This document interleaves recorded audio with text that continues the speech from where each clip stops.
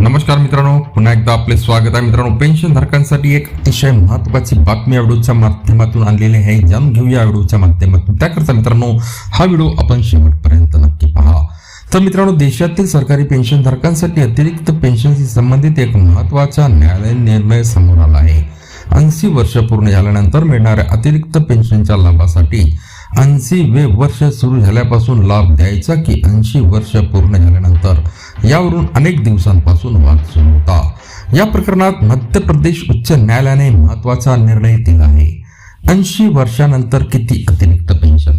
तर मित्रांनो, केंद्र सरकारच्या पेन्शन नियमानुसार ज्येष्ठ पेन्शनधारकांना वयानुसार अतिरिक्त पेन्शनची तरतूद आहे. त्यानुसार 80 वर्ष पूर्ण झाल्यानंतर बेसिक पेन्शनच्या 20% अतिरिक्त पेन्शन मिळते.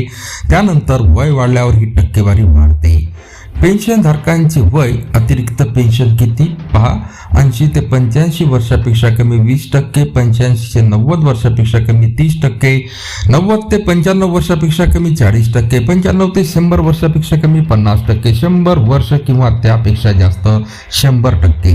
ही तरतूद केंद्र सरकारच्या अधिकृत पेन्शन नियमांमध्ये नमूद आहे. नेमका वाद काय आहे होता पहा मित्रांनो. या प्रकरणात काही पेन्शनधारकांनी असा युक्तिवाद केला होता की व्यक्ती 80व्या वर्षात प्रवेश करतेच त्याच वेळी अतिरिक्त पेन्शनचा लाभ मिळायला हवा. म्हणजेच 80वा वाढदिवस झाल्यापासून 20% अतिरिक्त पेन्शन द्यावी अशी मागणी करण्यात आली होती. मध्य प्रदेश उच्च न्यायालयाच्या एका आधीच्या निर्णयात 80व्या वर्षात प्रवेश केल्यापासून लाभ देण्याची भूमिका घेण्यात आली होती. त्यामुळे या मुद्द्यांवर संभ्रम निर्माण झाला होता.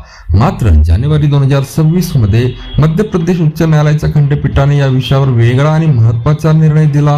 न्यायालयाने स्पष्ट केले की अतिरिक्त पेन्शनचा लाभ 80 वर्ष पूर्ण झाल्यानंतरच मिळण्यास पात्र ठरतो. केवळ 80व्या वर्षात प्रवेश केल्याने हा लाभ मिळणार नाही.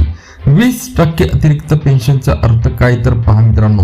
उदाहरणार्थ, एखाद्या पेन्शनधारकांची बेसिक पेन्शन 30,000 रुपये असेल तर 20% अतिरिक्त पेन्शन म्हणजे 6,000 रुपये.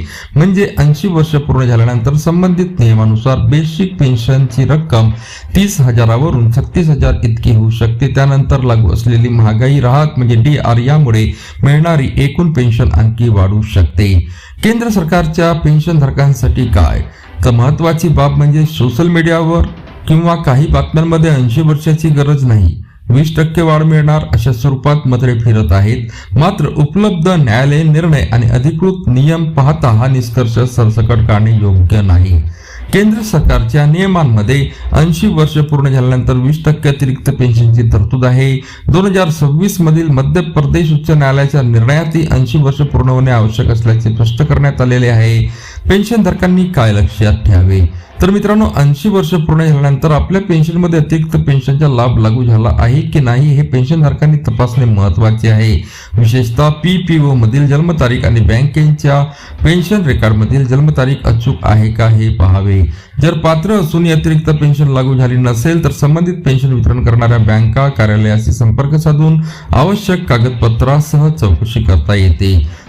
थोडक्यात सांगायचे तर 80 वर्षानंतर 20% अतिरिक्त पेन्शनची तरतूद कायम आहे.